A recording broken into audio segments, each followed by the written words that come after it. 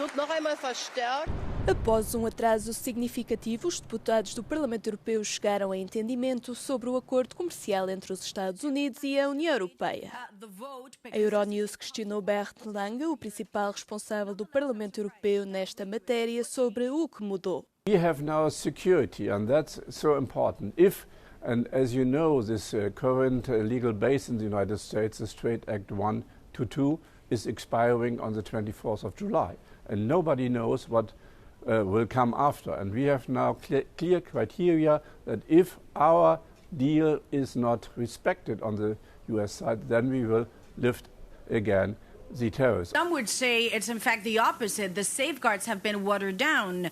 There is a clause here that argues the deal can be halted, but only after 2029. President Trump will be gone by then. Yes, we have safeguards. We will have a monitoring of the economic consequences inside the European Union starting 3 months after this legislation is coming into force. And we have a lot of suspension clauses, and we have also clear regulation that if the United States will not decrease the tariffs for these metal products until the end of the year, then we will lift our tariffs for this product. And yes, we have a sunset clause, and this is really totally new. This was not foreseen. We will have an impact assessment about the whole exercise, and then we will start negotiations after 3 years with the United States.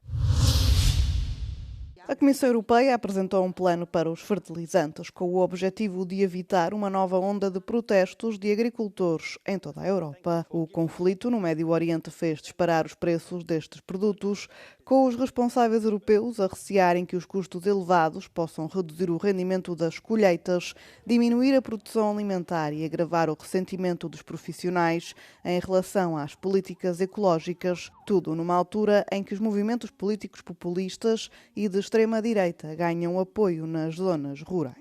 No plano europeu, os agricultores deverão beneficiar de fundos agrícolas de emergência e de adiantamentos. Embora não haja novos fundos para os agricultores, o plano propõe medidas de curto prazo para melhorar o acesso a fertilizantes a preços acessíveis, o que implica uma reestruturação dos fundos agrícolas da União Europeia no âmbito da política agrícola comum. Christoph Hansen, comissário europeu para a agricultura, afirmou recentemente que restam 200 milhões de euros na reserva de crise da PAC, pretendendo pelo menos duplicar este montante para apoiar os agricultores. Isto acontece sob a condição de que estes adotem práticas mais sustentáveis, como a redução do uso de fertilizantes sintéticos e a adoção de substitutos de base biológica. O plano visa ainda impulsionar a produção interna destes produtos, podendo o bloco reconsiderar os limites ao uso de nitratos e azoto, caso a crise se agrave. A primeira-ministra italiana Giorgia Meloni apelou à Comissão Europeia para que flexibilize as regras orçamentais relativamente às famílias e às indústrias que enfrentam dificuldades devido ao aumento dos custos energéticos. Numa carta enviada à Presidente da Comissão, Ursula von der Leyen, Meloni afirmou que o bloco deve tratar a segurança energética com o mesmo nível de urgência e importância que atribui às despesas com a defesa. A líder italiana argumentou que a segurança não deve ser medida apenas em termos militares, mas também pela capacidade das fábricas continuarem a operar, das famílias conseguirem pagar as contas de energia e dos governos manterem a estabilidade económica. O seu apelo surge num contexto de crescentes preocupações de que a escalada das tensões no Médio Oriente possa desencadear outra crise energética. A primeira-ministra italiana defende que Bruxelas já flexibilizou as regras orçamentais devido à guerra na Ucrânia e à preparação militar europeia, pelo que Itália pede agora igual flexibilidade para medidas energéticas de emergência. Em resposta à Rússia e às consequências do bloqueio do Estreito de Hormuz, os ministros das Finanças do G7 enfatizaram a cooperação depois desta reunião em Paris. O ministro francês da Economia e Finanças, Roland Lescure, reafirmou o compromisso dos países do grupo de manter a pressão sobre a Rússia. But I can tell you that the willingness of the G7 to keep on putting pressure on sanctions on Russia was unanimous, and that nobody wants Russia to have a windfall profit of what's going on in the Middle East. Segundo Lescure, as discussões foram por vezes difíceis. No dia da abertura das reuniões, os Estados Unidos anunciaram que iriam prolongar temporariamente a suspensão das sanções sobre o petróleo russo armazenado no mar.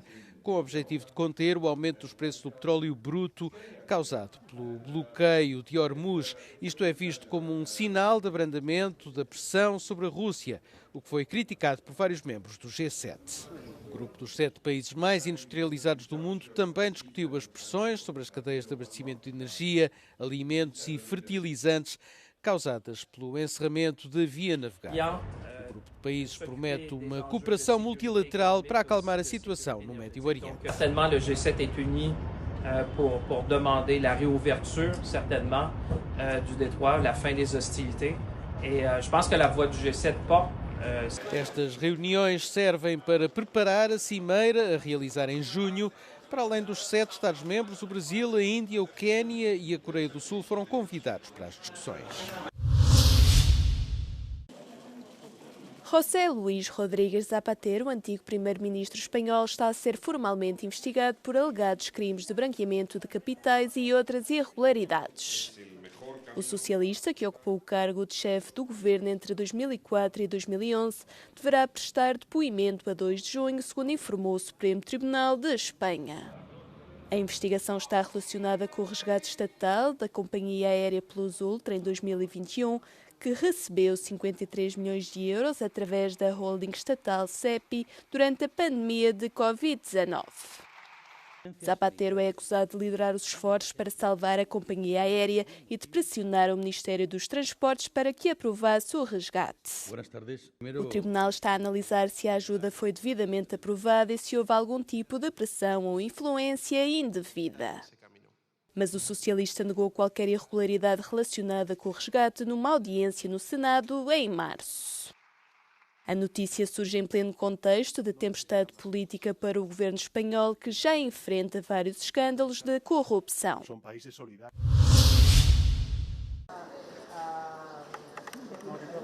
Jonathan Andic, filho do fundador da Mango, foi detido na terça-feira por suspeitas de envolvimento na morte do pai. Foi interceptado pela polícia da Catalunha quando se encontrava na sua residência. O pai, Isaac Andic, perdeu a vida há quase 2 anos, depois de ter caído de um penhasco na montanha de Montserrat. O fundador da Mango caiu de uma altura de mais de 100 metros e, embora inicialmente se pensasse que tinha sido um acidente, as contradições do filho que seguia com ele no momento da morte chamaram a atenção das autoridades. A investigação comprovou que pai e filho tinham uma relação por vezes conflituosa e que a disputa pela herança continuou com a mulher do fundador da Mango após o óbito. Jonathan Andic pagou já uma fiança de 1 milhão de euros para evitar a prisão preventiva.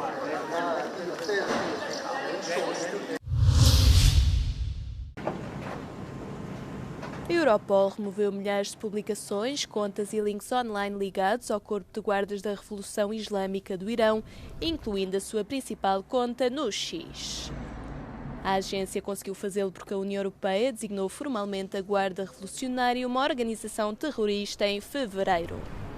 Algo que deu às autoridades policiais a base jurídica necessária para agir. Os investigadores afirmaram que o Corpo de Guardas tinha construído uma rede digital altamente estruturada. Esta abrangia as principais plataformas de redes sociais, serviços de streaming, sites de alojamento de blogs e sites independentes. O conteúdo era distribuído em várias línguas e incluía mensagens políticas entrelaçadas com narrativas de martírio religioso.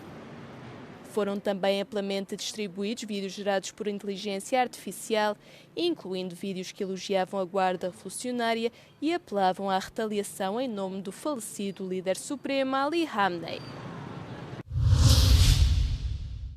Andriy Yermak, o antigo chefe de gabinete do presidente ucraniano, foi libertado sob fiança de 2,7 milhões de euros depois de passar 4 dias detido no âmbito de uma importante investigação anticorrupção. A fiança terá sido paga por várias fontes depois de Yermak ter afirmado a 13 de maio que não tinha meios para a pagar sozinho e que iria contar com a ajuda de amigos. De acordo com os investigadores anticorrupção da Ucrânia, Yermak é suspeito numa grande investigação de branqueamento de capitais, ligada à construção de um complexo residencial de luxo nos arredores de Kiev. As autoridades estão a investigar um esquema em que foram branqueados até 9 milhões de euros entre 2021 e 2025, através da construção do complexo residencial de luxo. Se for condenado, Yermak poderá enfrentar até 12 anos de prisão. O Gabinete Nacional Anticorrupção da Ucrânia afirmou na semana passada que Volodymyr Zelensky não tem qualquer ligação à investigação de corrupção. O Parlamento Europeu realizou na terça-feira a cerimónia inaugural de entrega da recém-criada Ordem de Mérito Europeia em Estrasburgo, tendo a antiga chanceler alemã Angela Merkel e o presidente da Ucrânia Volodymyr Zelensky recebido o mais alto dos 3 níveis de honra. Criada para homenagear indivíduos que deram contribuições significativas para a integração e os valores europeus, a primeira classe inclui 20 laureados de áreas como a política, a cultura e o desporto. Merkel foi elevada à categoria mais alta de membro distinto ao lado de Zelensky e o antigo presidente polaco Lech Wałęsa, um trio simbólico que liga a resistência democrática, a unidade europeia e a preservança política. De acordo com o Parlamento Europeu, 13 dos cerca de 20 laureados aceitaram a honra pessoalmente, entre eles Aníbal Cavaco Silva, antigo primeiro-ministro português e presidente da República, cujo prémio foi entregue pela presidente da Comissão Europeia. O prémio surge numa altura de crescente incerteza na Europa, marcada pela guerra da Rússia contra a Ucrânia, pela pressão para reforçar a defesa, pelas preocupações em torno do segundo mandato de Donald Trump e pela crescente rivalidade com a China. Outras personalidades distinguidas foram o principal diplomata do Vaticano, Pietro Parolin, a presidente da Moldova, Maia Sandu, e o antigo presidente do Banco Central Europeu, Jean-Claude Trichet.